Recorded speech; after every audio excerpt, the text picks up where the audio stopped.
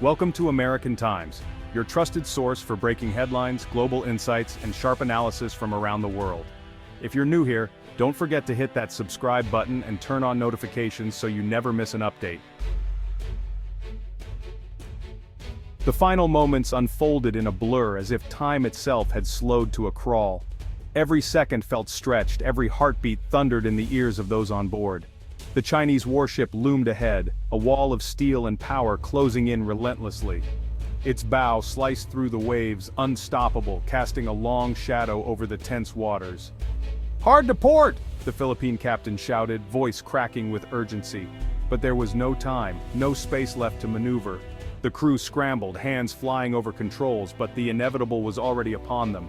The grinding screech of metal against metal shattered the air, a sound so violent it seemed to split the world in two. Sparks flew as the hulls scraped, the force of the collision sending shock waves through both vessels.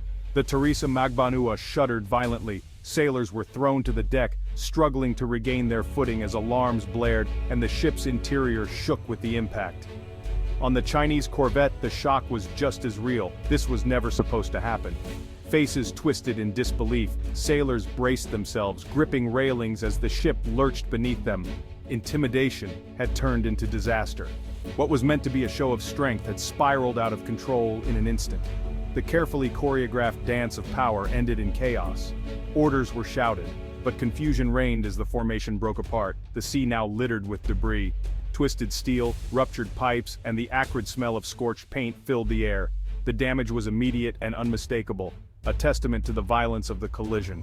For a moment, both ships were locked together, damaged and vulnerable, neither able to break free. The crews stared across the narrow gap, united by shock and uncertainty. The silence after the crash was deafening. It hung heavy in the air, broken only by the distant sound of water lapping against twisted metal. The line had been crossed and no one knew what would happen next. Tension crackled between the two crews, each waiting for the other to make a move. In the vastness of the sea, two ships, symbols of their nations, were now bound by a shared disaster. The world seemed to hold its breath, watching and waiting. The world outside faded, only the chaos remained.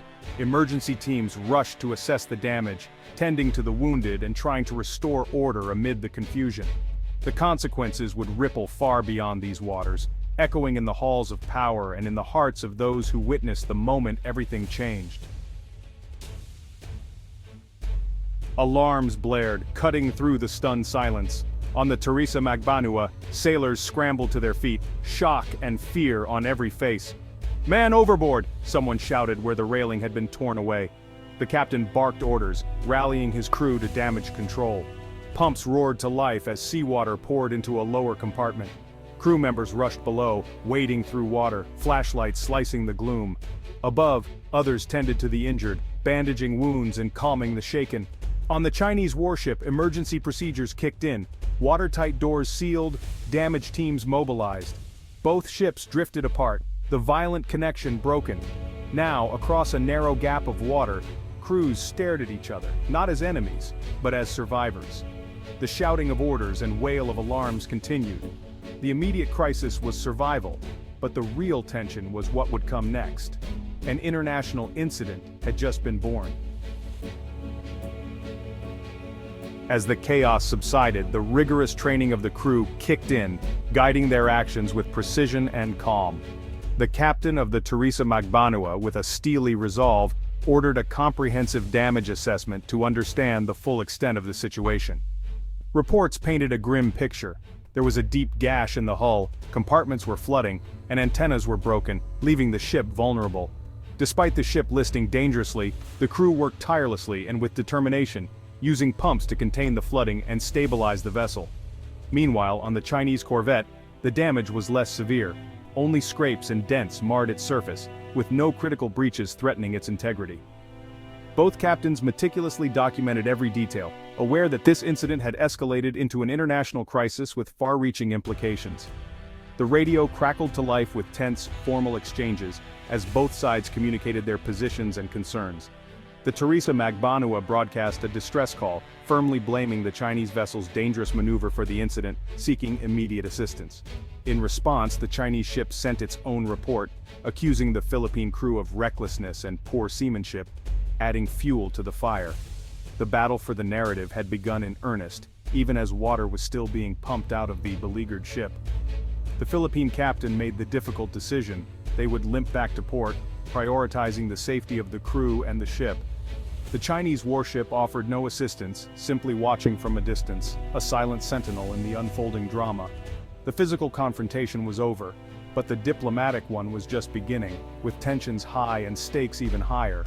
Both crews knew that the real fight would play out far from these waters, in the halls of diplomacy and international forums. The world was about to take notice, as international media began covering the incident, highlighting the fragile nature of maritime peace. The South China Sea is one of the world's most contested maritime zones, vital for shipping, rich in resources and fiercely disputed. China claims almost the entire sea, clashing with the internationally recognized zones of the Philippines and others. The BRP Teresa Magbanua was operating within what the Philippines and most of the world consider its own waters.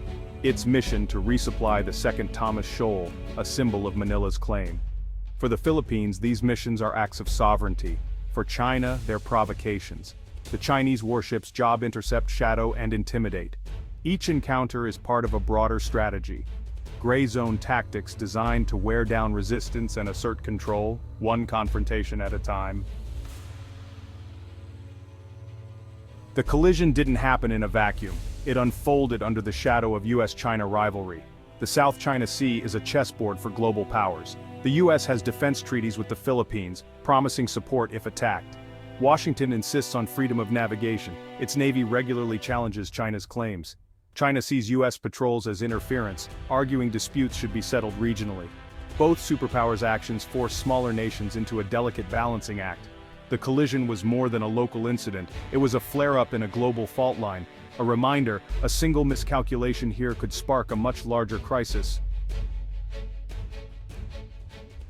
News of the collision spread fast. The Philippine Coast Guard released dramatic photos and video. International media picked up the story within hours. Social media exploded.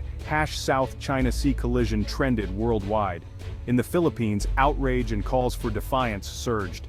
In China, state media blamed the Philippines, accusing them of provocation. World leaders reacted cautiously.